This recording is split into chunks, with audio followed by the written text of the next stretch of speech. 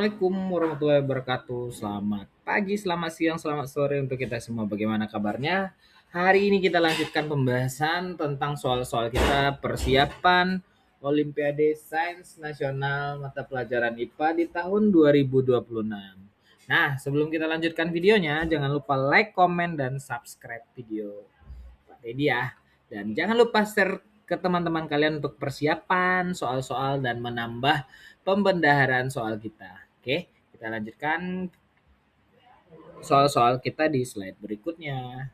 Nah, ini soal yang pertama yang juga keluar di tahun kemarin ya. Ini contohnya, Gunadi mengamati adanya perbedaan warna bunga pada tumbuhan asok. Padahal bunga tersebut tumbuh dari suatu pohon yang sama.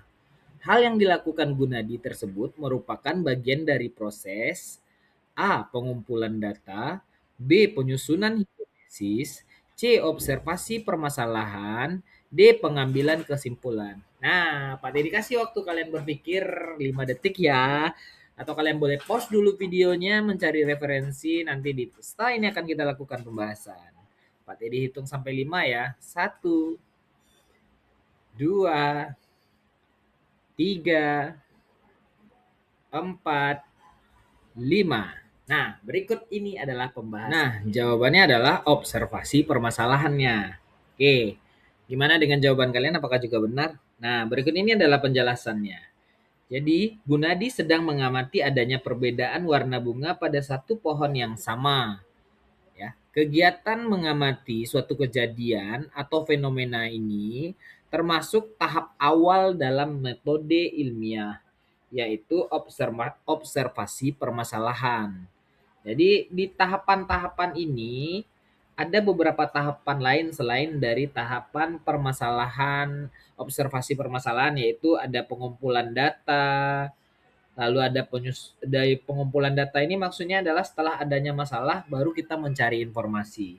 Yang kedua ada penyusunan hipotesis, membuat dugaan sementara terhadap permasalahan.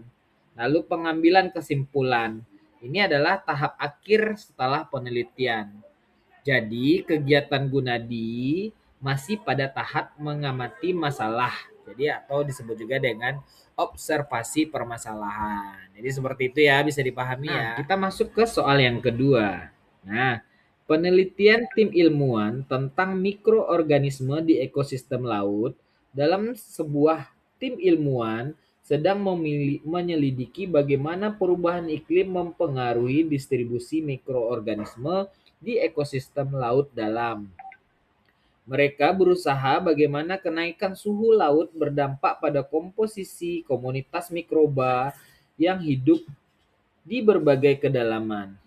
Untuk itu, mereka mengumpulkan sampel air dari beberapa lokasi dengan perbedaan suhu yang signifikan dan menggunakan analisis DNA untuk mengidentifikasi mikroorganisme yang ada. Namun, mereka menghadapi tantangan besar dalam memastikan bahwa sampel yang diambil tetap mencerminkan kondisi alami ekosistem laut. Beberapa faktor seperti tekanan air, kadar oksigen, dan waktu transportasi sampai ke laboratorium dapat mempengaruhi hasil analisis. Oleh karena itu, mereka perlu merancang ulang prosedur secara cermat untuk menghindari perubahan pada komunitas mikroorganisme akibat memanipulasi sampel. Langkah apa yang tepat dalam penerapan metode ilmiah untuk memastikan akurasi hasil penelitian? A. Mengumpulkan lebih banyak sampel dari permukaan laut karena mikroorganisme di sana lebih mudah dianalisis dan dapat mewakili ekosistem laut dalam secara keseluruhan. B. Membiarkan sampel air laut berada di suhu ruangan selama beberapa jam sebelum dianalisis agar mikroorganisme dapat beradaptasi dan berkembang lebih baik dalam kondisi laboratorium. C. Menyesuaikan kondisi laboratorium agar sesuai dengan lingkungan laut dalam, termasuk suhu dan tekanan air untuk menjaga karakteristik asli mikroorganisme dalam sampel. D. Menambahkan nutrisi buatan ke dalam sampel sebelum analisis untuk meningkatkan pertumbuhan mikroorganisme dan membuat hasil penelitian lebih jelas. Nah, silakan jawaban kalian kalian jawab ya. Pak Teddy kasih waktu 5 detik. 1, 2, 3, 4, 5. Nah, jawaban kita akan kita bahas berikut ini. Jawaban yang tepat adalah C. Menyesuaikan kondisi laboratorium agar sesuai dengan lingkungan laut dalam, termasuk suhu dan tekanan air, untuk menjaga karakteristik asli mikroorganisme dalam sampel. Penjelasannya sebagai berikut. Dalam metode ilmiah, agar hasil akurat dan valid, peneliti harus menjaga variabel agar tetap sesuai kondisi aslinya, yaitu untuk menghindari perubahan yang bisa mempengaruhi hasil. Pada kasus ini tantangan utamanya adalah perubahan suhu, tekanan air, kadar oksigen, waktu transportasi, maka solusi terbaik adalah meniru kondisi lingkungan asli laut dalam di laboratorium agar mikroorganisme tidak berubah. Seperti itu ya. Jadi bisa dipahami. Oke, kita lanjutkan ke soal yang berikutnya. Nah, ini soal berikutnya. Nah, sebelum kita lanjutkan ke soal ini, kita baca bersama-sama. Jangan lupa like, comment, subscribe, serta share ke teman-teman kalian.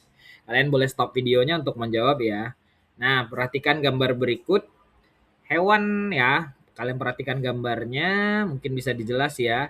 Hewan tersebut berkerabat dekat dengan hewan di bawah ini, kecuali A. Belalang, B. Kepiting, C. Kutu, D. Kerang. Nah, silakan dijawab ya. Nah, jawaban yang tepat adalah kerang. Oke, penjelasannya sebagai berikut ya. Nah, gambar tersebut menunjukkan hewan seperti udang atau kelompok krustasea yang termasuk ke dalam filum Arthropoda, yaitu hewan berbuku-buku memiliki kaki beruas. Nah, di antara 4 hewan di sini, yang tidak memiliki kaki beruas adalah kerang. Jadi jawabannya adalah D. Bagaimana? Bisa dipahami kan? Oke, kita lanjutkan ke soal selanjutnya, soal terakhir di video ini ya. Nah, ini akan kita bahas bersama-sama. Mungkin setelah ini jawabannya akan kita juga bahas bersama-sama. Nah, kalian perhatikan gambar berikut. Ada bagian tumbuhan ya. Oke, soalnya bagian tumbuhan tersebut dimiliki oleh kelompok tumbuhan A. Angiospermae, B. Bryophyta, C. Pteridophyta, D. Gymnospermae. Nah, silakan dijawab ya Pak Tiri, kasih waktu. Kalian boleh stop videonya lalu nanti pembahasan ke setelah video ini. Nah, jawabannya adalah Gymnospermae. Nah, penjelasannya gambar menunjukkan stobilus atau runjung pinus cone, yaitu alat reproduksi pada tumbuhan berbiji terbuka. Ciri-cirinya berbentuk seperti kerucut, menghasilkan biji yang tidak tertutup oleh buah, umumnya terdapat pada tumbuhan seperti pinus. Jadi kelompok tumbuhan yang memiliki ciri tersebut adalah gymnospermae, tumbuhan berbiji terbuka. Jadi jawabannya adalah D ya. Oke, jangan mungkin soal kita untuk sampai di video kali ini pembahasan soal-soal OSN kita hanya sampai di sini. Terus nanti Pak Teddy juga akan kasih latihan ke kalian. Kalian bisa komen di kolom komentar. Terus tiap usaha tidak akan mengkhianati hasil. Terus persiapkan diri untuk OSN di bulan 6 Juni nanti. Tetap semangat, jaga kesehatan. Assalamualaikum warahmatullahi wabarakatuh.